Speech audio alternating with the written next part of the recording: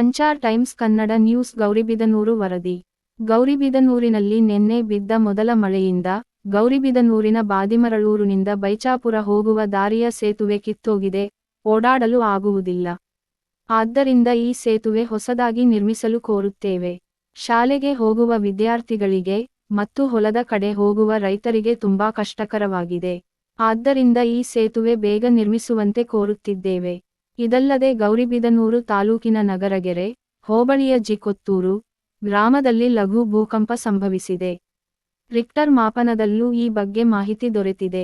ಆದ್ದರಿಂದ ಸುತ್ತಮುತ್ತ ನಡೆಯುತ್ತಿರುವ ಗಣಿಗಾರಿಕೆಯನ್ನು ತಡೆದು ಅಕ್ರಮ ಗಣಿಗಾರಿಕೆ ಮಾಡುವವರ ವಿರುದ್ಧ ಕ್ರಮ ಕೈಗೊಂಡು ಗೌರಿಬಿದನೂರನ್ನು ಕಾಪಾಡಬೇಕಾಗಿ ಕರ್ನಾಟಕ ರಕ್ಷಣಾ ವೇದಿಕೆ ಯುವ ಸೇನೆ ಗೌರಿಬಿದನೂರು ತಾಲೂಕು ಅಧ್ಯಕ್ಷರಾದ ಡಾಕ್ಟರ್ ಆದಿಮೂರ್ತಿ ರೆಡ್ಡಿ ಆಗ್ರಹಿಸಿದರು.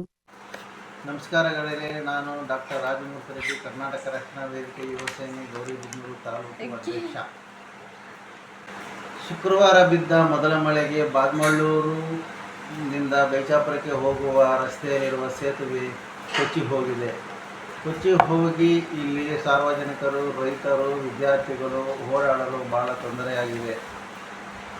ಇನ್ನೇನು 15 ದಿನಗಳಲ್ಲಿ ಶಾಲೆಗಳು ಪ್ರಾರಂಭವಾಗಲಿದ್ದು ಬಾದ್ಮಳ್ಳೂರಿನಿಂದ ಬೈಚಾಪುರಕ್ಕೆ ಹೋಗುವ ವಿದ್ಯಾರ್ಥಿಗಳಿಗೆ ಬಹಳ ತೊಂದರೆಯಾಗಲಿದೆ ಮತ್ತು ರೈತರು ಹೊಲದ ಕೆಲಸಗಳಿಗೆ ಹೋಗಬೇಕಾದರೆ ಇದೇ ದಾರಿಯಾಗಿದ್ದು ಇಲ್ಲಿ ಸೈಕಲ್ ಸಹ ಆಗದ ಹಾಗೆ ರಸ್ತೆ ಕೊಚ್ಚಿ ಹೋಗಿದೆ. ದಯವಿಟ್ಟು ತಾಲೂಕು ಆಡಳಿತ ಮತ್ತು ಶಾಸಕರು ಇದನ್ನು ಗಂಭೀರವಾಗಿ ಪರಿಗಣಿಸಿ ಸೂಕ್ತ ಕ್ರಮ ಕೈಗೊಂಡು ಸಾರ್ವಜನಿಕರ ಮತ್ತು ಬಾದ್ಮಳ್ಳೂರು ಬೈಚಾಪುರ ಗ್ರಾಮಸ್ಥರ ಸೇವೆಗೆ ಧಾವಿಸಬೇಕೆಂದು ಕೋರಿಕೊಳ್ಳುತ್ತೇನೆ. ಇದಲ್ಲದೆ ಗೌರಿಬಿದನೂರು ತಾಲೂಕಿನ ನಗರಗೆರೆ ಹೋಬಳಿಯ ಜಿಕೊತ್ತೂರು ಗ್ರಾಮದಲ್ಲಿ ಸುಮಾರು ಶನಿವಾರ 8:45ಕ್ಕೆ ಭಾರೀ ಶಬ್ದದೊಂದಿಗೆ ಭೂಕಂಪ ಸಂಭವಿಸಿದೆ. ಗ್ರಾಮಸ್ಥರು ಭಯಭೀತರಾಗಿ ರಸ್ತೆಗಳಿಗೆ ಓಡಿ ಬಂದಿದ್ದಾರೆ.